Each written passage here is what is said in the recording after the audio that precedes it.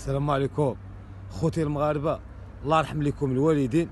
عاونوني باش نوصل الرساله ديالي لجلاله الملك باش يعرف بانه راه الناطق الرسمي باسم الحكومه كيكذب علينا وكيكذب على الشعب ديالك سيدنا. تيقول لك راه كنربحوا حنا اقل واحد صالير دوباز عنده 4500 درهم. فين هذا الشيء؟ حنا لو كان عندنا 4500 درهم في صالير دوباز والله ما يتحرك شي واحد من هذه البلاد، والله ما ينوض شي واحد يدوي. تيكذبوا علينا هادو، راه وصلوا لها نيشان. قسما بالله سيدنا الا هادو خرجوا لها طيطي. كيف يعقل انك تكذب صاحبي في القنوات البرانيه؟ لو كان غير عطيتي تصريح بعدا في قناه مغربيه، عطيتي تصريح في القناه العربيه العبريه، حسبي الله ونعم الوكيل في هاد المسؤولين والله العظيم. خرجتوا لها طيطي. قال لك 4500 درهم في السميك. على من كتكذبوا؟ 14 عام وانا في الزبل، مازال عاد 3100 درهم في صالير دوباز. اما تبقاوش تكذبوا على الشعب، ما تبقاوش تستحمروا الشعب. هاد المسؤولين يا الفاسدين لعنة الله وعليكم الى يوم يبعثون.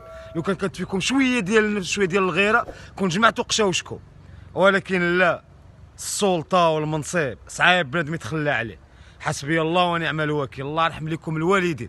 اللهم بارطاجيو هذا الفيديو هذا يوصل لاعلى واحد في هذه البلاد هذا اللي هو جلاله الملك. تحياتي الاخوه.